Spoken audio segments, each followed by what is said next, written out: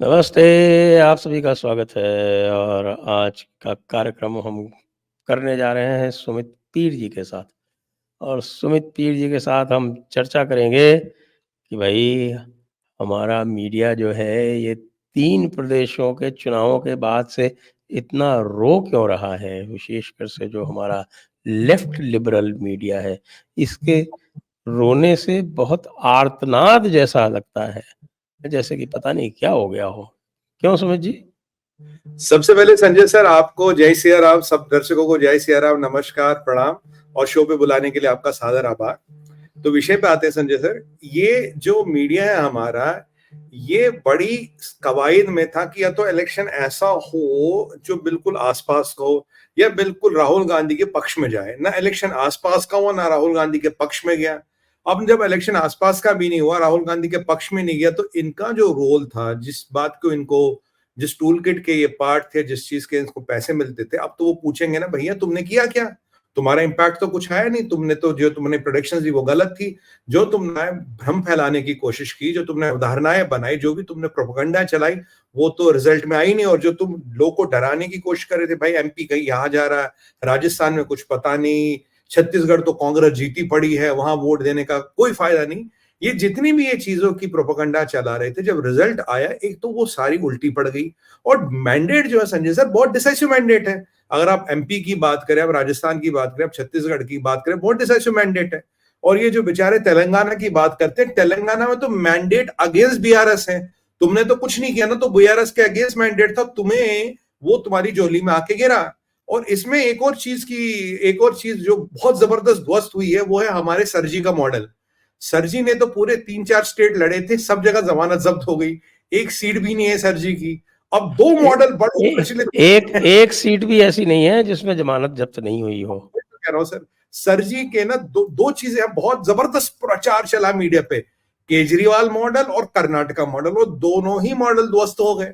अभी जो केजरीवाल मॉडल और कर्नाटका मॉडल स्टेट इलेक्शन पे भी ध्वस्त हो गए, और जो हमारे इंडिया अलायंस वाले थे वो बड़े परेशान हो गए साहब। क्योंकि एक चीज तो बड़ी प्रखर होके सामने आई है संजय सर, जहां कांग्रेस और भाजपा विकल्प बन के आ रहे हैं रीजनल पार्टियों का, वहां सुपड़ा साफ हो रहा है।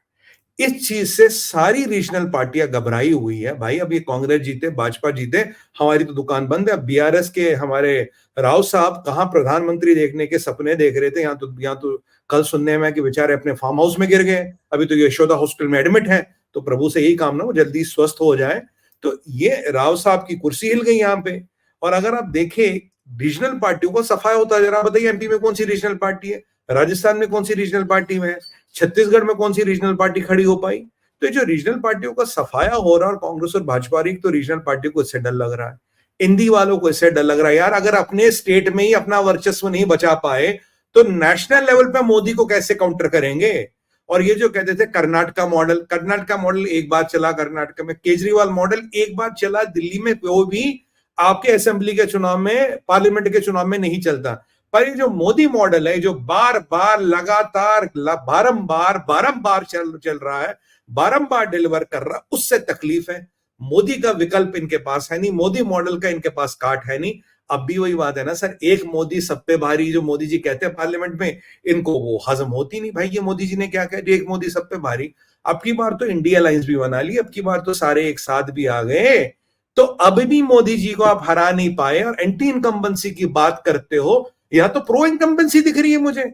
मतलब तुम्हारे लिए एंटी इनकम्बेंसी, यहां प्रो इनकम्बेंसी दिख रही है। और ये जो तुम्हारे Kejriwal model, Karnataka model, X model, Y model, ये सारे ध्वस्त होते आ रहे हैं संजय सर। इस चीज से इनको बड़ी तकलीफ हो रही है। छोटी सी बात यह है कि मोदी जी आते हैं, 8-10 रैलियां करते हैं, वोट स्विंग हो जाता है। और अब की बार सबसे बड़ी इंपॉर्टेंट चीज है, किसी भी 3 में से किसी भी प्रदेश में कोई मुख्यमंत्री का चेहरा नहीं है, कोई भी मुख्यमंत्री बन सकता है। और समाचार तो ये सुनने में आ रहा है कि तीनों नए मुख्यमंत्री बनेंगे, मुख्यमंत्री का चेहरा आपने दिखाया नहीं, मोदी के नाम पे वोट आया। राहुल गांधी को आप उतार पाते नहीं, राहुल गांधी वर्सेस मोदी होगा तो आपको पता जीतेगा कौन। वहां भाजपा में पूरा संतरी मंत्री, हर कोई छोटा बड़ा अधिकारी, पदाधिकारी चुनाव के प्रचार करता है। यहां आपकी विडंबना, आप राहुल गांधी को ही नहीं उतार पाते, राहुल गांधी को उतारोगे तो वो मोदी हो जाएगा, वहां दिक्कत है। यहां एमपी में देखे तो चुनाव तो कमलनाथ लड़ रहे थे ना, दिग्विजय जी उनके साथ कहां थे? यहां एक एक बघेल जी का चुनाव था। और यहां पे आप बात करें तो ये तो हर कोई अपनी अपने गहलोत साहब चुनाव लड़ रहे थे, सचिन पायलट उनके साथ कहां थे? वहां बिना मुख्यमंत्री को घोषित करे, बिना चेहरा बताए, बिना चेहरा डिक्लेयर करे पूरा संगठन जुड़ जाता है और काम कर लेता है। और इनको मैं हमेशा एक चीज कहता हूं, संजय सर, एक मेरा बड़ा चीज वायरल हो गई टीवी पे। मैंने कहा भाई एक बात देखो, ये जो संघ का काडर है ना दिखता है ना बिकता है। तो ये जो तुम्हारे पास बहुत बड़ा काडर है, करीब 40 करोड़ लोगों का, ना दिखता है ना बिकता है, इसका क्या करिएगा? इसको तो कुछ चाहिए भी नहीं, तो संघ को अपने पैसे देके संघ को चलाता है। इससे संघ से अपेक्षा नहीं, इसको भाजपा से अपेक्षा नहीं, इसे ये है देश और धर्म के हित में जो भी आगे बढ़ेगा वो मोदी जी बढ़ रहे हैं, उनको जिताना है। इस काडर का क्या करिएगा? इसीलिए राहुल गांधी हमारे हमेशा क्या करते हैं, संघ पे निशाना साधते हैं। वो भाजपा की बात नहीं करते, उनका निशाना होता है मोदी या संघ, मोदी या संघ। चौकीदार चोर है, आपको एक इलेक्शन हरा गया। अदानी पे आपने अब की बार निशाना साधा, पूरा इलेक्शन हार गए। और ये जो अदानी जी ने 64,000 करोड़ की इन्वेस्टमेंट की थी राजस्थान में, अब तो वो नए मुख्यमंत्री संभालेंगे ना राहुल जी, वहां भी गए। छत्तीसगढ़ में जो थोड़ी बहुत इन्वेस्टमेंट थी वो भी गई। एमपी में तो खैर एमपी में तो आपकी शासन ही नहीं था। और ये जो आपके रेवांत रेड्डी बने हैं नीचे तेलंगाना में, ये भी तो एबीवीपी से आते हैं। आज पूरे वैदिक धर्म और जो भी हमारे संस्कार होते हैं, जो भी मंत्र उच्चार होता, उसके साथ इनका राज्याभिषेक हुआ, उनके साथ उनकी प्रॉफिट स्वेरिंग हुई। तो ये तो आपके इतिहास में ही नहीं है। आप तो कहते हैं भाई हम तो ये सब मानते ही नहीं। आप तो कहते कि आपके खारगे जी ने ये कहा कि भैया अगर मोदी जीत गया तो हिंदुत्व जीत जाएगा, तुम्हारा रहने का क्या होगा? आपके सुरजेवाला कहते हैं कि भैया देखो बात सुनो, मोदी को जो वोट देता वो राक्षस है। और आपने आपका जो उदयनिधि स्टैलिन साहब है, स्टैलिन जूनियर जी, उन्होंने तो कहा सनातन को मलेरिया, टीबी, कॉलरा। उसके बाद नया आया डी राजा जी का स्टेटमेंट। आपके कर्नाटका के मिनिस्टर का स्टेटमेंट आया, खरगे जी के स्वयं पुत्र का स्टेटमेंट आया इस चीज को लेके। तब आपने कुछ नहीं किया। और आपके ही आचार्य प्रमोद कृष्णन जी मेरे साथ एक टीवी डिबेट पे थे, उन्होंने कहा जो कांग्रेस की छवि बनी है एंटी सनातन, एंटी हिंदू, वो आपको चुनाव हरा गई। सर सीधी सी गणित है संजय सर, 15% ब्लॉक को खुश करोगे तो 85% का जो इतना बड़ा ब्लॉक है वो एंटेगनाइज होता है। ये जो आपने सोच लिया कि हिंदू फॉर ग्रांटेड है, हिंदू को हमने जाति में तोड़ा, हिंदी को हमने समुदाय में तोड़ा, रीजन में डिवाइड किया, लैंग्वेज पे डिवाइड किया, और ये जो 85% को हम 2-2, 4-4 के छोटे छोटे ब्लॉकों में तोड़ेंगे, यहाँ 15% को साथ लेके चलेंगे, कुछ ब्लॉक यहां से जोड़ेंगे, वो जोड़ तोड़ की गणित फेल हो गई है। आपकी जातिगत राजनीति और जो आप कहते हैं जातिगत जनगणना कराएंगे, वो मॉडल आपका फेल हो गया। आपके डेवलपमेंट का मॉडल फेल हो गया, आपका हर मॉडल फेल हो गया। और आपका श्रीमान राहुल गांधी जी 13वीं, 15वीं, 17वीं बार फिर लॉन्च होके फेल हो गए। अब तो उनको लॉन्च करने का एक ही आदमी जो इनको लॉन्च कर सकता है वो है हमारे इसरो के चेयरमैन। क्योंकि अगर वो मंगलयान लॉन्च कर सकते हैं, अगर वो चंद्रयान लॉन्च कर सकते, तो शायद वो राहुल गांधी जी को फिर से लॉन्च कर पाए। अन्यथा कांग्रेस की कोई उम्मीद अपेक्षा ना रखे, आपकी कहानी खत्म है। आपका कहने का मतलब है कि वो चंद्रयान वाला रॉकेट लगाना पड़ेगा क्रायोजेनिक इंजन के साथ में?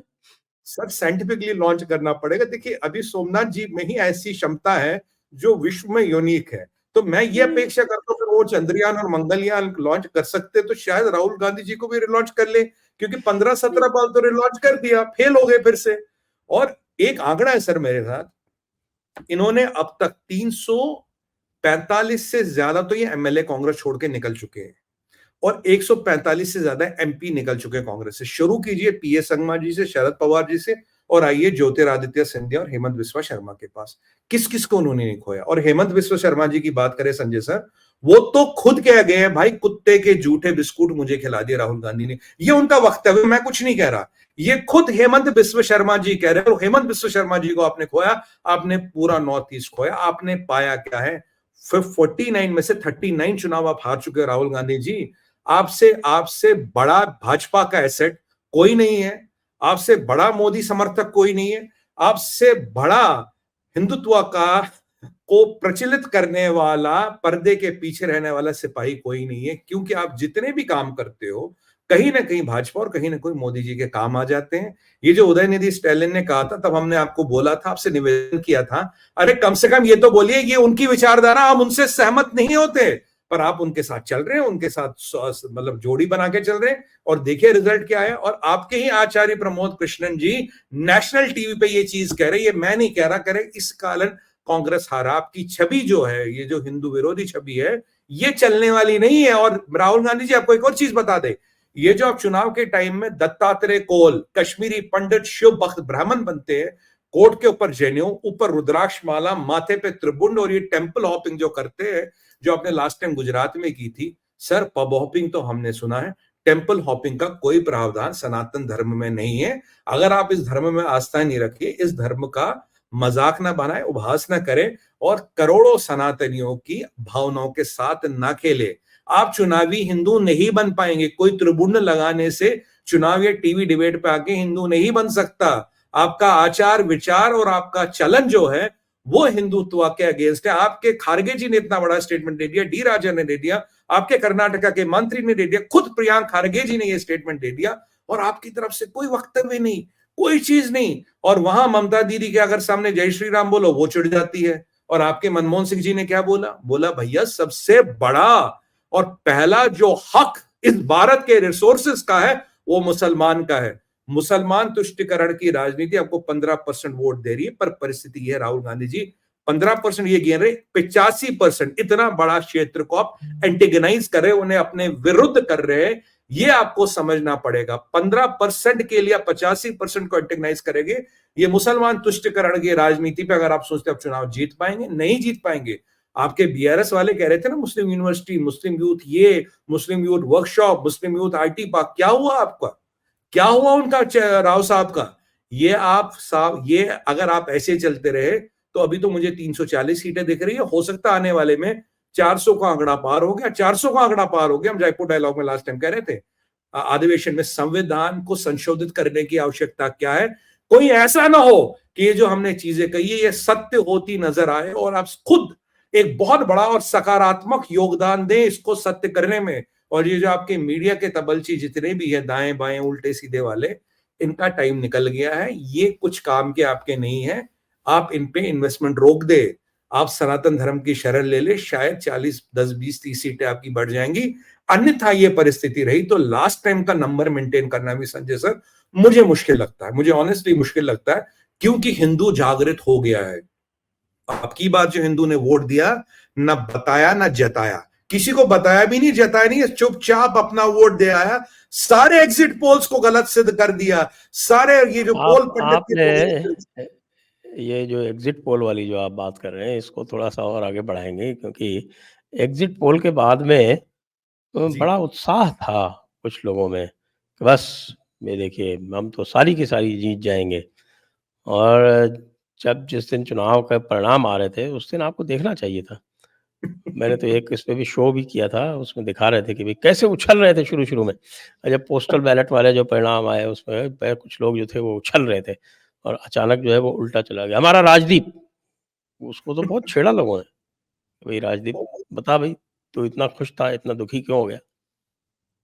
सर ये जितने भी लोग हैं, अगर एक तरफा चुनाव होने लगे, अगर हिंदू जागृत हो गया तो जो इनका यूज है वो तो खत्म हो गया ना। अब जो भी इनके आका है, जो इनके हितैषी, जो भी इनके फाइनेंसर है, इन पे पैसा लगाने का आरओआई नहीं है, कुछ आरओआई नहीं है कुछ। और अब की बार जो हिंदू ने एक बहुत डिसाइडिंग वोट दिया, देखिए हिंदू जागृत हो चुका है, इसमें कोई डाउट नहीं। राजस्थान की बात करें, एमपी की बात करें, छत्तीसगढ़ की बात करें, वो हो गया। जो जो बलिदान हुआ आपके राजस्थान में संजय सर, हमारे कन्हैया लाल जी का, वो बलिदान आज कहीं ना कहीं लोगों के दिलों में घर कर गया है। जो कोहली जी ने कुर्बानी दी महाराष्ट्र में, उन्होंने उसको भी दबाने की कोशिश की। क्या बोला भाई, ये जो कोहली जी मरे हैं ये तो उनकी आपसी रंजिश थी। जब फिर भाजपा की सरकार आती, अगाड़ी की सरकार हटती, तो पता लगता सत्तन से जुदा वाले लोग हैं ये भी। और ये जो छत्तीसगढ़ में, वो आपके राजस्थान में, आपको याद होगा क्या बोला राजस्थान में बोला भाई हिंदू बेटियों का प्रताड़न हो रहा है, शोषण हो रहा है, यहाँ रेप बढ़ रहे। तो एक मंत्री जी खड़े होते हैं कांग्रेस के आपकी असेंबली में राजस्थान में, कहते ये तो मर्दों का शहर है, ये तो मर्दों का स्टेट है। मर्दों का प्रदेश है। शांति धारीवाल, ये क्या मतलब है? धारीवाल मतलब कांग्रेस के नेता रेप को लेजिटिमाइज कर रहे, ये मर्दों का स्टेट है। मुझे बताइए, एक बार नेताजी ने भी कहा था, स्वर्गीय नेताजी ने भी कहा था, लड़के तो लड़के हैं, अब हम उनको गोली थोड़ी ना मारेंगे। आप देखिए आज तक उस चीज की सजा भुगत रहे, आज तक सपा का सुपड़ा साफ है। अगर आपको हिंदू और हिंदू भावनाओं को लेके आप ये विचार रखते हैं, तो मैं आपको गारंटी दे रहा हूं ये 50 सीटें भी बचाने आपके लिए कामयाब नहीं हो पाएंगे। क्यों सर? आजकल टाइम जो आ गया है वो डिजिटल मीडिया का आ गया है। डिजिटल मीडिया पे जैसे मान लीजिए हमारा ये प्रोग्राम गया, हमें दिखेगा इसके 5-10 लाख व्यू आ गए, पर जहां जाइए कट कट के इसकी छोटी क्लिपिंग जाएंगी यूट्यूब, मतलब ना रिएक्शन चैनलों पे, व्हाट्सएप ग्रुपों पे, हो सकता है 1 करोड़ लोगों तक या उससे भी ज्यादा लोगों तक ये प्रोग्राम पहुंच जाए। तो वो जो धारणा बनती, वो जो अवधारणा बनती, वो जो तथ्यों और तर्कों के साथ हम चीज को समझाते हैं, हम 1 घंटे में प्रयास करते हैं कि लोग समझाए, उनके प्रश्नों का आंसर दें, ये चीज काम कर गई है। क्योंकि ये डिसाइसिव मैंडेट जो आया है, कहीं ना कहीं जयपुर डायलॉग और अन्य जो देश के हित में काम कर रहे हैं, जो डिजिटल मीडिया या डिजिटल चैनल काम कर रहे हैं, वो अपना रंग दिखा गए हैं। जो हिंदू को जागृत करने का काम है वो बहुत बढ़िया हो गया। और ये जो आपकी बार हमारे चुनाव वाले कह रहे थे ना 100 से 130 सीट, मैं पूछता हूं यार 200 का असेंबली है राजस्थान में, 130 सीट बोलोगे तो फिर तो 150 ही बोल दो, फिर तो कहीं भी तुम एवरेज में निकल जाओगे। आप एक नंबर नहीं दे पाए क्योंकि आपको आपकी बार आकलन नहीं हुआ, एक अंडर करंट चला। और ये जो हमारा प्रयास रहता हमेशा तथ्य और तर्क जनता जनार्दन तक पहुंचाने का, संजय सर, कहीं ना कहीं इसका एक सकारात्मक जो परिणाम है वो भी हमें देखने को मिला है। और ये जो लोगों ने सोचा कि भाई हिंदू को फॉर ग्रांटेड लो और हिंदुओं को तोड़ने की कोशिश की गई, जातिगत जनगणना कराएंगे, क्या कराओगे जातिगत जनगणना करा के? और ये जो आपकी मीडिया के लोग हैं, ये जो कहते हैं हम ये कराएंगे वो कराएंगे, फेक न्यूज चलाते, फॉल्स नैरेटिव चलाते हैं। ये जो हिडनबर्ग की रिपोर्ट पे आपने अदानी के पीछे पड़े, देखिए अदानी का मार्केट कैप अभी 3-4 बिलियन बढ़ा था, अदानी का मार्केट कैप लगभग वहां पहुंच गया, आपका हिडनबर्ग भी फेल हो गया। G20 से एक दिन पहले राहुल गांधी जी कह रहे हैं कि भाई फिर अदानी का कुछ खुलासा गया, मोदी शुड क्लैरिफाई हिमसेल्फ।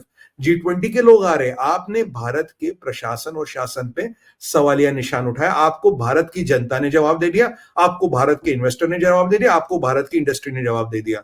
और फिर आप बोलेंगे आप चुनाव क्यों नहीं जीतते? कहां से जीतेंगे आप? ये कुछ यूट्यूबर्स या कुछ बिके हुए पत्रकारों के दम पे अगर आपको लगता है आप चुनाव जीतेंगे, नहीं जीत पाएंगे राहुल जी। एक 1.3 बिलियन हमने स्मार्टफोन बेचे हैं, आज हर एक के फोन पे यूट्यूब है, गूगल है, सब कुछ है। आप चुनावी सभा करके किसी को बरगलाने का काम नहीं कर पाएंगे क्योंकि हर एक को पता है रियल टाइम पे क्या चीज हो रही है। ये वीडियो कितने करोड़ लोग देखेंगे हमें भी नहीं पता, हम पता भी नहीं लगा पाएंगे। तो ये जो आप सोचते हैं कि अब चुनाव रैली कराएंगे, मतलब लाख 2 लाख को बुला लेंगे और उसके वीडियो जारी करेंगे, बोलेंगे हवा है कांग्रेस की। कहां है हवा? अगर बघेल जी ने काम किया तो क्यों नहीं जीते? महादेव ऐप का कर्मकांड आपको भुगतना पड़ा, 500 करोड़ का आरोप लगा बघेल जी पे, आपने उसको रिब्यूट नहीं किया। और ये जो घोटाला था, लिकर घोटाला, हम आपको कहते रहे, ये जो कविता जी है, बहन जी कविता जी, इनका नाम आया, ईडी ने तलब किया। आप कह रहे कोई फर्क नहीं पड़ेगा, कोई घोटाला ही नहीं। अगर महादेव ऐप में कुछ नहीं हुआ, अगर ईडी के शराब घोटाले का कोई फर्क नहीं पड़ा, ये केसीआर जी क्यों हारे, बघेल जी क्यों हारे? और अगर सचिन पायलट और गहलोत साहब में प्रतिस्पर्धा नहीं है, अंदरूनी कलाई नहीं है, आप राजस्थान क्यों हारे? एमपी में तो आप प्लेयर ही नहीं थे। और एमपी में कमलनाथ जी कह रहे थे हम प्रचंड बहुमत से जीतेंगे। कमलनाथ जी याद रखे, लास्ट टाइम आपके पास आप केवल अपनी सीट बचा पाए थे और कोई सीट भी नहीं बचा पाए थे। इनफैक्ट इस इलेक्शन के बाद जो भाजपा का कार्डर है, जो मोदी जी है, वो तो 340 तो पार करके मान लीजिए हो ही गया है। और अगर आप एक दो चीजें और करेंगे तो ये उससे भी बड़ा पार हो जाएगा। कहां है राहुल गांधी जी? आप कहां हैं कांग्रेस के नेता? कहां है आपके समर्थक? कहां है खारगे जी? खारगे जी अपने पुत्र को कंट्रोल नहीं कर पाते, अपने पुत्र का दिया हुआ वक्तव्य क्लियरफाई नहीं कर पाएंगे, वो आपकी नैया क्या पार लगाएंगे? वो आपको क्या चुनाव जिताएंगे? और सर टीवी डिबेटों में एक लोग एक बड़ी अच्छी बात करते हैं, will go back to the drawing board and will look into it. मैंने कहा अरे भाई, वो तो ड्राइंग बोर्ड ही खराब हो गया, ड्राइंग बोर्ड का क्या करो, जो मैनेजर है उसको बदलो यार। मेरे कंप्यूटर पे फिर डिजाइन बनेगा, कंप्यूटर तो ठीक है यार, चलो कंप्यूटर का लाओगे, वो जो प्रोजेक्ट मैनेजर है उसको क्यों नहीं बदल रहे? ड्राइंग बोर्ड को तोड़ के भी नया जोड़ दो, तब भी प्रोजेक्ट मैनेजर तो वही है, वो तो अपनी मर्जी से चलेंगे। और अगर भारत जोड़ो यात्रा ने चमत्कार किया होता संजय सर, तो भारत जोड़ो यात्रा एमपी में क्यों फेल हो गई, राजस्थान में क्यों फेल हो गई, और अपने स्टेट आपके छत्तीसगढ़ में क्यों फेल हो गई? आपने तो बोल दिया राहुल गांधी बहुत बड़े राष्ट्रीय नेता बन के उभरे हैं। राहुल, भारत जोड़ो यात्रा ऐसी जबरदस्त है, मोदी घबरा गए, मोदी डर गए, भाजपा डर गई, भाजपा में हड़कंप है, राहुल गांधी हैज इमर्ज्ड। अरे राहुल जी, अपने आप से तो झूठ ना बोले। आप, आपके लोग जितने हैं सब आपसे झूठ बोलते हैं। मैं कोट नहीं करूंगा सर, मैं कसम से, आई स्वेयर, मुझे कांग्रेस के नेता ने एक दिन बोला, मैंने कहा यार ये तुम क्या कर रहे हो राहुल जी के साथ? कहता भैया ऐसा है, जब तक पप्पू पप्पू बना रहेगा नीचे सबकी दुकान चलती रहेगी। ये तो यहाँ तो पप्पू पप्पू बना रहे, लोग की दुकान चलती रहे। कह रहा वास्तविकता ये है, वास्तविकता ये है सर। क्या रेलेवेंस है उनकी नेशनल पॉलिटिक्स में? और इनके जो मीडिया के लोग हैं ये बेचारे सोच रहे कि आगे वाला आने वाला खर्चा कहां से चलेगा। और अगर कोई दाएं बाएं का काम है, ईडी तो आजकल जर्नलिस्टों को भी नहीं छोड़ रही, ईडी आजकल जर्नलिस्टों को भी नहीं छोड़ रही। तो देखिए कहां कहां कहां तक ईडी की नजर है, कहां कहां तक ईडी पहुंच जाए, क्या पता। कुछ जर्नलिस्टों के पास इतना पैसा कहाँ से आ गया?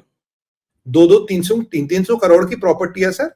मतलब अगर आप लाइफ टाइम की सैलरी कैलकुलेट करें, शायद 20 करोड़ ना बने या 10 करोड़ ना बने, 300 करोड़ की प्रॉपर्टी है। गजब जर्नलिज्म है। अब कहां से आई क्या आई उसका भी कहीं ना कहीं आकलन होना चाहिए। हम तो कहते जांच हो, मतलब कहां से आया, ठीक है गलत, अगर ठीक है तो कोई विषय नहीं, अगर गलत है फिर तो उस पर कार्रवाई होनी चाहिए। और ये जो आपने भारत को तोड़ने की कोशिश की ना तुम लोगों ने, ये जो तुमने अदानी का हिडेनबर्ग के कहने पे पॉलिटिकल एक्सटॉर्शन उसका चलाया, हमारा स्टॉक मार्केट डाउन किया, हमारी रेपुटेशन डाउन की, इन्वेस्टमेंट को डाउन की, भारत का एक चेहरा जो इन्वेस्टमेंट मार्केट में है उसको धूमिल करने की कोशिश की, आपको उसका जवाब मिल गया। मैं कहता हूं सर जो हिडेनबर्ग के केस में देश को, अडानी वो तो कौन फिर है? वही पहुंच गया जहां से गिराया था इनको। इनका सर लॉजिक ये था ना, ये क्या करते हैं, ये पॉलिटिकल एक्सटॉर्शन है। आज हम इस पे बहुत बड़ा हंगामा करेंगे, शेयर गिरेगा, तुम लाखों शेयर करोड़ों शेयर उठाओ थोड़े सस्ते पे, एकदम फिर बढ़ेगा, लाखों करोड़ों रुपए तुम रात रात में कमाओ, 15 दिन 1 महीने में कमाओ। ये तो है शॉर्ट सेलिंग। और जब दूसरी बार इन्होंने करने की कोशिश की थी तब मैंने जयपुर डायलॉग पे इनको बोला था, मैं कहा भाई अब की बार एक्स अमाउंट से ज्यादा जो भी अदानी के शेयर उठाएगा सब ईडी के रडार में आएंगे, तो भैया संभल के करना, ऐसा ना हो कि ईडी कल तो तुम्हारे घर तक पहुंच जाए। तो फिर देखिए दूसरी बार का शौक रिकवर हुआ, दूसरी बार नहीं कर पाए। हिडनबर्ग सर जो टैक्सी ड्राइवर, एम्बुलेंस ड्राइवर था, 10 सीएफए उसके पास से, उन्होंने भारत पे सवालिया निशान लगाया जब सिलिकॉन बैंक डूबा। अबे हिडनबर्ग तुझे पता नहीं लगा जब यूएस में 14 बैंक डूबे, तब हिडनबर्ग को पता नहीं लगा जब डेट सीलिंग इतना बढ़ गई, तब हिडनबर्ग को पता नहीं लगी। क्या हिडनबर्ग ये फोकस है दूरबीन लगा के अदानी जी के ऊपर ही नजर रखे हो क्या? क्यों? अदानी भारत का इंफ्रास्ट्रक्चर बना रहे हैं, अदानी मिलिट्री बेसिस बना रहे हैं, बांग्लादेश में प्रोजेक्ट बना रहे हैं, भारत का 330 बिलियन लगा इंफ्रास्ट्रक्चर पे जो पाकिस्तान की जीडीपी से ज्यादा है, उससे तुम्हारी तकलीफ हो रही है, भारत के बढ़ते वर्चस्व से तकलीफ हो रही है। अरे भारत का जीडीपी 4 ट्रिलियन पार किया यार, एक बधाई का ट्वीट तो कर देते हैं। आपका भी तो देश है ना, आपने जब सत्ता छोड़ी थी 1.8 ट्रिलियन था, 4 ट्रिलियन पार हो गया, एक ट्वीट तो बनता है, एक बधाई तो बनती, लोगों को तो बधाई करे, मोदी को बधाई ना करे, लोगों को तो बधाई दे। यह आपकी मानसिकता को दर्शाता है। केदारनाथ जाके त्रिमुंड लगा के, कोट के ऊपर जनेऊ लगा के, रुद्राक्ष की माला लगा के कोई हिंदू नहीं बनता। हिंदू दिल से होता, दिमाग से होता, वाणी से होता, कर्म से होता। ये कोई फैंसी ड्रेस कंपटीशन नहीं है। क्या फैंसी ड्रेस कंपटीशन में हिंदू बनिएगा और आपको सबसे ज्यादा नंबर मिलेंगे? जनता को बरगलाने का काम नहीं चलेगा। जनता ने आपको आपकी औकात दिखा दी है, माने तो अच्छा, ना माने तो और भी बेहतर। और ये तवलची जितने ना बेकार हो गए। ये बताएं कि ये जो अभी चुनाव में देखने को मिला, जी चूंकि हम मुख्यतः मीडिया का रोल डिस्कस कर रहे हैं, तो जो मेन स्ट्रीम मीडिया है अब उसका कितना रोल इम्पोर्टेंट रह गया है? क्योंकि मेन स्ट्रीम मीडिया कब नैरेटिव सेट करने की स्थिति में है भी या नहीं है? सर वास्तविकता ये है, जो लोग कहते हैं, काफी लोगों से मेरा इस विषय पर बातचीत भी हुई थी, कह रहे भाई जो 2014 का इलेक्शन था उसमें टीवी ने एक अहम भूमिका निभाई थी। 2019 में व्हाट्सएप वगैरह आए थे तो इनका एक रोल रहा। 2024 का इलेक्शन संजय सर कहते हैं YouTube is going to be the deciding factor. जितना बड़ा किरदार यूट्यूब का, हम जैसे डिजिटल चैनल्स का है, उतना किसी का नहीं। क्योंकि देखिए अगर एक नॉर्मल डिबेट होती, मैं टीवी डिबेट्स में जाता हूँ, आधे घंटे का समय है, आपको ज्यादा से ज्यादा 3 से 4 मिनट बोलने का मिलेगा, उसमें भी आपको किसी की बात काटनी है, अपनी बात रखनी है। बट यहां बैठ के चीज को समझाना, उसका तथ्य दिखाना, तर्क दिखाना, वीडियो लगाना, लिंक देना, आर्टिकल देना, डिस्कशन करना, इतना तो समय ही नहीं मिलता वहां पे। अब जो लोग देखते हैं वो ये देखेंगे ना, जैसे उन्हें समझना है मीडिया का नैरेटिव क्या है, किसने कितना पैसा डाला, ये कैम्ब्रिज एनालिटिका का क्या रोल है। जब आप उनका रीच शायद हमसे ज्यादा हो, डेफिनेटली रीच ज्यादा है, पर जो इंपैक्ट फैक्टर है वो कम हो गया है। आप देखिए कौन आकलन कर पाया है एग्जिट पोल का, कोई किसी को 160 ने तो किसी ने दिखाई तक नहीं। 160 सीटें एमपी में कौन देख पाया? कह रहे एमपी में सरकार जा रही है, एमपी में ये हो रहा है, एमपी में वो हो रहा है। जो हमने चुनावी नंबर दिए थे वो तो उनसे कहीं ज्यादा एक्यूरेट है, बहुत ज्यादा एक्यूरेट है। और जबकि हमारे पास तो इतनी शासन, मतलब ना, इतना हमारा यंत्र तंत्र भी नहीं, इतनी हमारी व्यवस्थाएं भी नहीं, क्योंकि लोग उस एक दूसरे की बात काटने से तंग हो गए। लोग समझना चाहते सोल्यूशन क्या है, मेन चीज क्या है, लफड़ा कहां है। अब ये कैम्ब्रिज एनालिटिका कौन है ये हम समझाते, डीप स्टेट कौन है हम समझाते, इंटरनेशनल कबाल क्या कर रहे हैं हम समझाते हैं, कहां क्या जियोपॉलिटिकल डेवलपमेंट हो रही है हम समझाते हैं। अब पिछले 30-40 मिनट से मैं बोल रहा हूं या 20 मिनट से, तो मैं तो कुछ ना कुछ चीजें समझाने का की अपेक्षा ही कर रहा हूं सर। इतना समय तो मुझे वहां 5 डिबेटों में नहीं मिलेगा बैठ के, अगर मैं 5 डिबेटों में मिलूं समय नहीं मिलेगा। और आप और हम संजय सर क्या करते, आज का विषय क्या है, आज हमारे भाई बहन क्या जानना चाहते हैं वो उनके समक्ष प्रस्तुत करते हैं। वहां तो ये है कि जो हम कह रहे हैं आप वो सुनो, और यहां तो हम प्रश्न उत्तर भी कर लेते हैं। लोग आते हैं, कोई भी लोग आके हमसे प्रश्न उत्तर पूछते हैं, हम तो प्रश्न उत्तरों का भी जवाब दे देते हैं, डिजिटली उनसे कनेक्ट करते हैं। जो हमारा वीडियो उस पर कमेंट मांगते हैं, उस पर लाइक मांगते हैं, सब्सक्राइब मांगते हैं, जितने व्यूज आए उतने दिखते हैं। अब ये जो टीआरपी की बातें होती है संजय सर, कौन सा टीआरपी का मीटर, क्या हर कोई कहता है मैं नंबर 1 हूं। आज आप देखिए कौन नंबर 2 कह रहा है, हर कोई कह रहा है नंबर 1। टीआरपी के नंबर जारी क्यों नहीं होते? अगर कोई कहता है मैं 9 बजे नंबर 1 हूं, तो नंबर जारी करे ना। ये नंबर 1 लाख का है, 1 करोड़ का है, 50 लाख का, क्या नंबर है? हमारे नंबर तो नीचे दिख रहे हैं ना, जो भी हमें हुए। मैं वो जो वीडियो कट कट के जा रहे हैं उनका तो नंबर ही नहीं गिन रहा, जो एटलीस्ट चैनल पे नंबर आ रहे हैं दिख रहे हैं ना ओवर द टाइम। कितने लोगों ने हमें देखा केवल जयपुर डायलॉग पे, और जो वहां इधर उधर देख रहे हैं उनको तो मैं गिनता ही नहीं।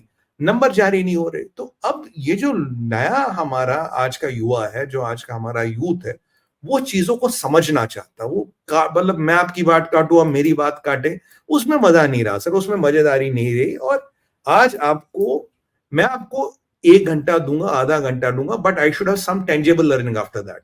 मुझे एक टेंजेबल लर्निंग चाहिए, मैंने क्या इस आधे घंटे में, जो मैंने आपको समय दिया, मैंने क्या निकाला इसके लिए। News debate can not be entertainment, entertainment नहीं हो सकती। What is my take away? यहां हम स्कोर करते हैं, हमारे नंबर, हमारे तर्क दिखते हैं।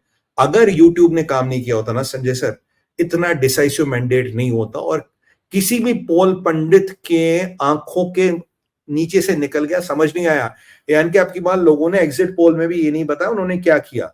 तो जो हिंदू जागृत हुआ, मैं हिंदू को बार बार नमस्कार करता हूं, आपको प्रणाम करता हूं। आप जैसे लोगों ने बहुत बड़ा इनिशिएटिव लिया संजय सर हिंदुओं को जगाने का, और ये इनिशिएटिव जारी रहेगा। और ऐसे कई लोग हैं जो इसमें मिशन में लगे हुए हैं, और हम भी अपना थोड़ा छोटा मोटा सहयोग कर लेते हैं।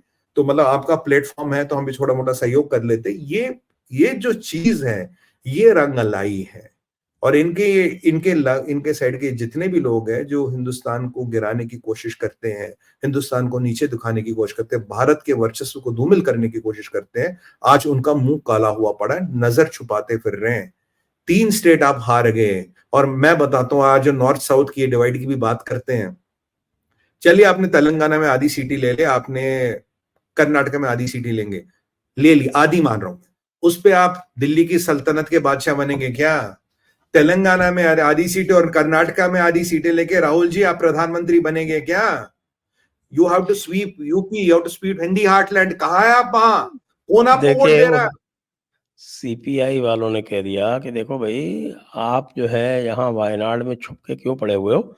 आपको हिंदी हार्टलैंड से चुनाव लड़ना चाहिए, अगर वाकई जीतना है, मैसेज देना है तो यहाँ से चले जाओ। अब बताइए अब ये क्या करेंगे? अच्छा, आपने ये जो यूट्यूब वाली बात कही, तो यूट्यूब में अगर हम देखें कि एक मेरे पास ये एक आंकड़े हैं कुछ जी, पॉलिटिकल कमेंटेटर्स ऑन यूट्यूब। अब इसमें नाम तो जयपुर डायलॉग्स का भी है, लेकिन जयपुर डायलॉग्स 23वें नंबर पे है। और इसमें जो टॉप के हैं, अब आप ये देखिए रवीश कुमार हैं इसमें, इसमें अजीत अंजुम है, अभिसार शर्मा, अभिसार शर्मा वो न्यूज़ क्लिक अरे वाला जिसके यहाँ चाइना रेड वाला पड़ी थी। चाइना हाँ, वाला चाइना वाला। और उल्टा चश्मा है, जो उल्टा चश्मा आपको पता है ना, वो बड़ा वायरल हुआ था उसका वीडियो, जब वो शुरू-शुरू में बहुत जब आ रहा था रिज़ल्ट, तो शुरू-शुरू में बहुत एक्साइटेड थी कि अरे देखिए ये कांग्रेस जीत रही है, और बाद में बहुत दुखी हो गए। पुण्य प्रसून वाजपेयी हैं इसमें, इसमें आपके आज़ाद इंडियन, सत्य हिंदी, आशुतोष। तो ये सारे लोग, तो इसमें मैं ये देख रहा हूँ कि ये 30 की लिस्ट है। जी। इस 30 की लिस्ट में 1, 2, 3, 4, 5, 6, 7, 8, 9, 10, 11, केवल 11 हैं जो राइट विंग वाले हैं। बाकी 19 तो यही पुराने वाले हैं, इसमें से बड़े-बड़े लोग हैं जो मेन स्ट्रीम मीडिया के स्टार हुआ करते थे किसी ज़माने में। लेकिन उसके बाद भी इनका इम्पैक्ट नहीं आ रहा है। सर, आपके प्रश्न में ही आपका उत्तर है कि 11-19 पे भारी। जैसे एक मोदी सब पे भारी, 11-19 पे भारी। इन्होंने अपना पूरा इकोसिस्टम, पूरा कबाल शुरू किया, सब्सक्राइबर भी लाए, व्यूज भी जनरेट कराए, ये पेड प्रमोशन कर करके अपने वीडियो भी वायरल कराए। पर सर, वीडियो वायरल तो कराइएगा, अगर आप में कंटेंट नहीं होगा, अगर आपके शब्दों में सत्य नहीं होगा, अगर आपके पास तथ्य और तर्क की आदत की शक्ति नहीं होगी, अगर आप में सनातन पे विश्वास नहीं होगा, आप लोग को भरगला नहीं सकते। अगर आप सोचे आप हिंदू को बहला फुसला सकते हो, ये जो फोन है ना, फोन, ये इतना खतरनाक चीज है। और मेरे फोन पे तो खैर ये बजरंगबली बैठे रहते हैं। ये जो फोन है और ये इतनी खतरनाक चीज है, ये आपके हर एजेंडा को एक्सपोज करा। जितना अब आप ज्यादा बोल रहे हो, उतना इनका एजेंडा खुल के सामने आ रहा है सर। जितना ये ज्यादा चीज को बढ़ाते हैं, उतना इनके अगेंस्ट जा रहा है। क्योंकि मुझे इस चुनाव के बाद एक चीज तो बिल्कुल क्लियर हो गई, 15% की राजनीति करनी है, तो जो 85% ये आपके अगेंस्ट है, ये आपके साथ नहीं है। आप चूज कर लो यार, या तो ये 15% पकड़ लो या 85% पकड़ लो, जो पकड़ना पकड़ लो। ओवैसी की हालत देखिए ना सर, क्या हो गई। उसके ओल्ड हैदराबाद में टाइगर राजा सिंह जीत गए ना, वो तो कह रहे थे हम जीत के दिखाओ। और ओवैसी तो अब की बार कितनी 6 सीटों में जीता है, चौथे नंबर पे ओवैसी। ओवैसी से ज्यादा बड़ी पार्टी तो वहां भाजपा निकल के आई है इसमें, तेलंगाना में। और ये ओवैसी कह रहे थे मैं मुसलमानों का नेता हूं पूरे देश के लेवल पे। ओवैसी साहब, आपसे तो हैदराबाद में जीता नहीं जाता तुमसे, तुम ही भारत में क्या जीतोगे भाई। मतलब टाइगर राजा सिंह आपके यहाँ आके जीत गए, आप कुछ नहीं कर पाए। क्या कर पा रहे हो आप। मैं सीधा बोलूंगा सर, डायरेक्ट, मुसलमान तुष्टिकरण की राजनीति अब राजनीतिक विकल्प नहीं बचा। कोई फलदायी राजनीतिक विकल्प नहीं बचा। चुनावी भी हिंदू बनना, नकली हिंदू बनना, अल्तकिया बनना, सारे फेल हो गए हैं। तुम्हारे यूट्यूब चैनल कितने भी हो, तुम कितनी भी उनकी रेटिंग कर लो, पर मैं जानता हूं जो हम यहां बात कहेंगे, जो हमारे सनातनी भाई बहन, उन तक वो बात पहुंच जाएगी। और सर, व्यू से कोई विश्वास थोड़ी ना होता। मैं बता रहा हूं, मेरे व्यू है जी 10 मिलियन। विश्वास कितने लोग मुझ पर करते हैं। हो सकता है 10 मिलियन लोग मुझे इसलिए देख रहे हैं, अच्छा बेटा हमें बेवकूफ बनाने हैं, कोई बात नहीं, देख रहे हैं तुझे, देख रहे हैं तुझे। बट विश्वास तो किसी दुनिया के बाजार में नहीं बिकता ना सर। विश्वास कहां से लाएंगे। वो जो आपके शब्दों में सत्य की शक्ति है, वो कहां से लाएंगे। एजेंडा चला चला के तुम घिस चुके हो, तुम आउटडेटेड हो चुके हो, और तुम्हारा समय भी निकल गया है, ये तुम मान लो। और जो भी लोग आप पे पैसा लगा रहे, जिनका भी पैसा पीछे लगा है, वो काम नहीं आ रही। जब कैम्ब्रिज एनालिटिका जैसी कंपनी फेल हो गई, तो इनकी क्या औकात है सर। कैम्ब्रिज एनालिटिका भी तो फेल हो गई, क्या औकात है इनकी। ये जो खान मार्केट गैंग एक टाइम में होता था, Khan market gang, Lutyens gang, कहाँ है आज वो गैंग। उस दिन तो रात को खान मार्केट में भी कोई नहीं देखा। हाँ, सुबह पोस्टल बैलेट खुले तो वो उछल कूद जरूर रहे थे, जीत गए जीत गए जीत गए। शायद 20 मिनट की खुशी रही होगी उनको उस दिन। 20 मिनट बाद तो ऐसा हो गया कि दिल के अरमा आंसुओं में बह गए, हम वफा करके भी तनहा रह गए। इनकी तो वो हालत हो गई। मैं एक चीज से बड़ा खुश हूं संजय सर, हमारे देश का वोटर जाग रहा है, देश का हिंदू जाग रहा है, देश का हिंदू समझ रहा है। और आज मैं एक और चीज घोषित कर दूं जयपुर डायलॉग पे, अगर किसी को लगता है 5 साल कर्नाटक में गवर्नमेंट चलेगी, नहीं चलेगी। अगर किसी को लगता है 5 साल हिमाचल में गवर्नमेंट चलेगी, नहीं चलेगी। रेवंत रेड्डी एवीबीपी का प्रोडक्ट है, ये लोगों को बोलना नहीं चाहिए। राहुल गांधी जी, आपके पास हर्ष का क्या विषय है। आप किस दम पे 2024 का चुनाव लड़ रहे हैं। राहुल गांधी जी, मेरा छोटा सा परामर्श माने तो आप 2034 की तैयारी करें।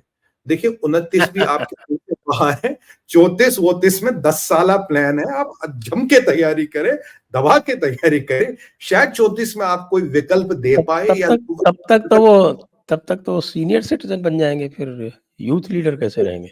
सर वो हमेशा यूथ है, उनकी वो एज के परे है, वो हमेशा यूथ है, उनके सरनेम में गांधी लगता है। देखिए उनके जीजा जी ने कहा था, क्या कहा था हमें, banana republic mango people, banana mango इनके आम आदमी, बनाना रिपब्लिक, हम तो बनाना रिपब्लिक के मैंगो पीपल है, हम तो कैटल क्लास वाले लोग हैं, हम बुढ़े होते हैं, मैं भी बुढ़ा हो गया हूं, पर राहुल गांधी जी यूथ है, वो यूथ थे, हैं और रहेंगे।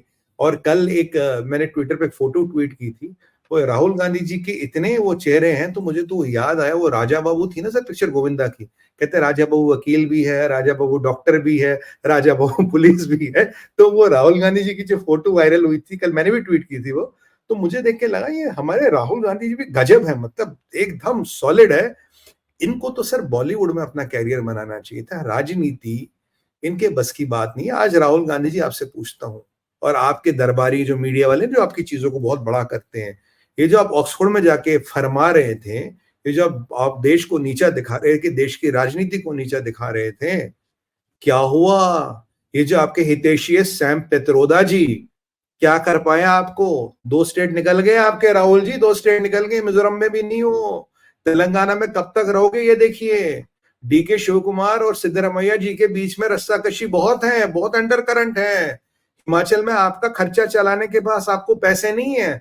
और राहुल जी आपके लिए बता दूं, आपके क्या जो सलाहकार है वो तो आपको बताएंगे नहीं, अगर आप ओपीएस लगाएंगे, आपका 82% revenue of the Himachal will go for paying OPS. क्या जो आपने प्रॉमिस किया था आप ओपीएस लगाएंगे, लगाते क्यों नहीं है? तो सुखू जी भी हमारे बड़े परेशान है यार, राहुल जी ने क्या प्रॉमिस कर दिया। आपको किसान ने, आपको हर एक ने रिजेक्ट किया, और जो हिंदू को तोड़ने की आपकी कवायद शुरू सी थी, जाति के नाम पे, धर्म के नाम पे, रिलीजन के नाम पे, संप्रदाय के नाम पे, स्किन कलर के नाम पे, लैंग्वेज के नाम पे, वो चीज आपकी बिल्कुल फेल हो रही है। अभी तो आपकी इंडिया अलायंस की तो मीटिंग ही नहीं हो रही है। आपने तो ममता दीदी को फोन किया था मीटिंग के लिए, दीदी बोली अरे भैया हम वर्किंग चीफ मिनिस्टर है, टाइम दीजिएगा 15 दिन का, 15 दिन बाद फोन करिए, ऐसे थोड़ी आप बुलाएंगे हम आएंगे। और नीतीश बाबू कह रहे भैया मीटिंग जल्दी से कर लो, वरना मोदी का इतना बड़ा वर्चस्व बन जाएगा, उस वर्चस्व के नीचे इंडिया अलायंस दबेगी। और सर एक और बात है, अब हारा कौन? हारे खरगे जी, और जीता कौन? तेलंगाना में जीते राहुल गांधी जी। और मैं निवेदन करूंगा पूरे कांग्रेस के मीडिया से, पूरे कबाल से, सारा श्रेय जीत का आप राहुल गांधी को दे और उनको प्रोजेक्ट करे प्रधानमंत्री पद का उम्मीदवार, ताकि 2024 का इलेक्शन और भी सरल हो जाए। सारा श्रेय राहुल गांधी जी को, जो हारे खरगे जी हारे, जो जीते राहुल गांधी जी जीते, और उनको पीएम कैंडिडेट प्रोजेक्ट करना चाहिए। आखिरकार तेलंगाना में उन्होंने रेवोल्यूशन लाया, इस रेवोल्यूशन के होते हुए he should be the PM candidate, ताकि 2024 का इलेक्शन और जीते। राहुल गांधी जी एक और बार ऑक्सफोर्ड हो आइए, एक और बार कैम्ब्रिज हो आइए, कहीं और जाइए। ये जो आपकी इंडियन अमेरिकन मुस्लिम एसोसिएशन ने जो आपके अमेरिका जब आप गए थे वहां जो बसें चलाई थी मस्जिदों से, तो ऐसे लोगों के संपर्क में आप हो रही है, तो जो भाजपा का जीतने का जो सीट जो है ना, वो और बढ़ती रहेगी। और हम यही अपेक्षा करते हैं और बढ़े, और यही चाहते हैं। क्या हो गया? आवाज आ रही है सर? हाँ। तो हम अपेक्षा करते हैं ये सीट मार्जिन बढ़े और भाजपा और जीते। और राहुल गांधी जी आप बड़ा सकारात्मक योगदान इसमें दे रहे हो, आप योगदान देते रहे। और जब तक आप कांग्रेस के युवराज हैं, मोदी जी को हटाना तो मुझे इम्पॉसिबल लगता है। और अगर प्रशांत किशोर जी की बात माने, वो तो 20-30 साल की बात कर रहे हैं, कह रहे 30 साल तक एटलीस्ट सेंटर पे विकल्प नहीं है। अब 30 साल बाद की राजनीति ना आपने देखी ना हमने देखी, आप होंगे हम होंगे नहीं होंगे किसी को नहीं पता। बाकी जो महाकाल की इच्छा तो प्रबल हो ही रही है। पर आप किसी अच्छे ज्योतिष को अपनी कुंडली अवश्य दिखाए, और जो भी शनि वगैरह जो भी वो उपाय बोले उसको जरूर करे, ताकि आपकी 50 सीटें तो बनी रहे ना राहुल जी। हम तो यही अपेक्षा करते हैं आपकी 50 सीटें तो कम से कम बनी रहे, बाकी जो प्रभु की इच्छा। तो जी इसका संजय। मतलब तो ये है कि आप 2024 का जो परिणाम आने वाला है, उसकी भविष्यवाणी अभी से किए दे रहे हैं? हाँ सर, 340 का नंबर है मेरा अभी, और जैसे जैसे चुनाव आएगा मैं नंबर अपना रिवाइज करता रहूंगा। अभी तो मुझे 240 340 तो दिख ही रहे हैं। राहुल गांधी जी ऑक्सफोर्ड जाए, कैम्ब्रिज जाए, एक दो सनातन धर्म के बारे में कुछ उल्टा सीधा कह दे, जो स्टालिन जी है जूनियर उनके साथ घूमे, ऐसा कुछ करे तो ये वोट शेयर और बढ़ेगा। किसका? नहीं, भाजपा का बढ़ेगा सर, मोदी जी का बढ़ेगा। और किसका बढ़ेगा? भाजपा। मैं तो कह रहा हूँ बीजेपी के सबसे बड़े पोल मैनेजर है राहुल गांधी जी। इनको तो हर सभा में उतारना चाहिए, एक आध भारत जोड़ो यात्रा और करेंगे। अब की बार ये कहाँ करेंगे? आज आज आज तो वो महुआ मित्रा के साथ खड़े हो गए। हाँ, नहीं, ऐसे लोग के साथ उन्हें खड़ा होना चाहिए। और इनके जितने मीडिया के ये पंचमकार जिन्हें आप कहते हैं, जितने भी और ये कैटेगरी के लोग हैं, इनका प्रचार करना चाहिए। How Rahul Gandhi ji is the future of India. और ये जो कैम्ब्रिज में जाके बोलते हैं ना, ऑक्सफोर्ड वगैरह में जाके बोलते हैं देश के बारे में, इंडियन डेमोक्रेसी खतरे में, इंडिया में ये हो गया, इंडिया में वो हो गया। G20 के पहले आपने जो 5 मिनट की प्रेस कॉन्फ्रेंस की थी और बोला mister Modi should explain what is happened. Rahul Gandhi ji अब ऐसी चीज करते रहे, ये आप करते रहे, और बिल्कुल आप जैसा नेता कोई नहीं है। और नेशनल लेवल पे प्रधानमंत्री पद का अगर एक उम्मीदवार इंडिया अलायंस में है, वो राहुल गांधी है। मैं उनको पूरा समर्थन करता हूं प्रधानमंत्री के उम्मीदवार के लिए। और बिल्कुल डायरेक्ट टक्कर हो जाए, कांटे की टक्कर हो जाए, मोदी वर्सेस राहुल गांधी। देखते आखिर मोदी जी में कितना दम है। और अंत में उनके मीडिया मित्रों के लिए आपका क्या संदेश है? मीडिया मित्रों को सर मैं एक ही संदेश दूंगा, भैया तुम कुछ और काम धंधा ढूंढ लो, क्योंकि तुम्हारा ROI है और तुम्हारा IRR दोनों ही ध्वस्त हो चुका है। ये रेटिंग वेटिंग से तुम्हारा काम नहीं चलेगा भैया, इम्पैक्ट फैक्टर खत्म हो गया है।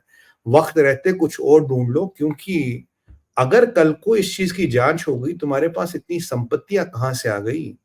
20 करोड़ तनख्वाह नहीं पाए भाई, 300 करोड़ की प्रॉपर्टी कहां से आ गई? ये मलचा मार्ग में इधर उधर जो आपके बंगले बंगले बने हैं, कहां से बने?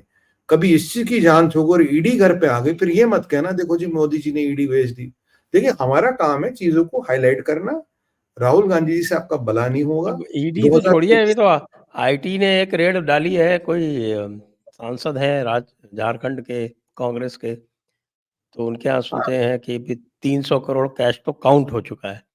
वो इतना हाँ, ज्यादा है कि उसको काउंटिंग करने में बहुत टाइम लग रहा है। कल तक तो 150 करोड़ था। अच्छा, 300 करोड़ हो गया। अच्छा, 300 और करोड़ वो 260 करोड़ पे वो मशीन जो थी वो बोल गई, तो दूसरी मशीन लानी पड़ी, इसलिए डिले हो गया। तो फिर वो अभी तक 300 करोड़ काउंट हो गया, बता रहे। सर एक चीज आजकल अच्छा है ना, देखिए, ये जिंदगी भर में पैसा इकट्ठा करते हैं, ठीक है, प्रॉपर्टी में डालते हैं। प्रॉपर्टी में डालेगा तो एक दिन ईडी आ जाता तो सारा आपसे ले लेता। तो आप जिंदगी भर ईडी के लिए पैसा इकट्ठा करते हैं क्या? तो एक ही आखिर सारा ले लेता है। अच्छा, बाहर डालेंगे तो वो फेमा वेमा लगता है, मनी लॉन्ड्रिंग लगती है। अब ये था कि हम देश से ही पलायन कर ले। देश से पलायन करेंगे तो आज जो नया रूल आया, ट्रायल इन एब्सेंशिया, देश के बाहर भी रहेंगे, आप पे यहाँ केस चलता रहेगा। अगर आप कन्विक्ट हो गए, उस कंट्री को चिट्ठी जाएंगी, भाई साहब कन्विक्ट हो गए, जरा उनको भेजने का कष्ट करे। तो ये धीरे धीरे सारे प्रावधान खत्म हो रहे हैं। तो आपके पास जो बचा कुचा है उसको बचाइए और इन चक्रों में हट जाइए, और 2034 की तरह की तैयारी करवाए। 2029 नहीं, 34। फ्री में एडवाइस दे रहा हूं, 2034। और प्रभु श्री राम की इच्छा रही कि राम मंदिर भी बन ही रहा हमारा। आपने नहीं चाहा तब भी राम मंदिर बन रहा। राम मंदिर का प्रसारण जोरों शोरों से करे। कुछ तो आपके आपके खाते में कुछ तो पुण्य जुड़ेगा। अन्यथा देखिए, जब आदमी पैदा होता है राम का नाम लेता है, जब हम किसी से मिलते तो राम राम करते हैं, और जब आदमी जाता, हम सब आप सबको जाना है, उस दिन भगवान श्री राम के नाम का वो कपड़ा देते हो, सब बोलते हैं राम नाम सत्य है। और जो लोग कहते हैं कि राम का अस्तित्व ही नकली है, जिन्होंने सुप्रीम कोर्ट में इसका एफिडेविट दिया, आज वो कहते हैं राम मंदिर के उद्घाटन पे हमें नहीं बुलाया। अरे भैया, जब राम का अस्तित्व ही नकली है, जब जब तुम उसमें सुप्रीम कोर्ट में एफिडेविट दे चुके हो, आज उस राम मंदिर के उद्घाटन में आपको बुलाने का मतलब क्या है? पर ये जो जीव पैदा होते हुए, ये जो दिनचर्या में और जाते हुए, हर जगह राम है, हर जगह नारायण है। अगर आप एक छोटी सी बात को समझे तो शायद आपकी जीवन यात्रा सुगम हो जाए, सजल हो जाए। पर मैं ये अपेक्षा करता हूं कि आप इतने तमस में फंस चुके हैं, अब तो रजस में भी आना आपके लिए बहुत बड़ी बात है। सात्विक तो दूर की बात है, सात्विक कहाँ आएंगे सर? अब रजस में ही आ जाए, बहुत है। चलिए, तो अब इसी पॉइंट पे आज की इस चर्चा को हम विराम देते हैं। आप सभी दर्शकों को बहुत-बहुत धन्यवाद, और सुमित पीर जी को भी बहुत-बहुत धन्यवाद। जय हिंद, जय भारत, वंदे मातरम। संजय सर, आपको सभी दर्शकों को बहुत बहुत धन्यवाद, प्रणाम। जाते जाते जय हिंद, वंदे मातरम और हर हर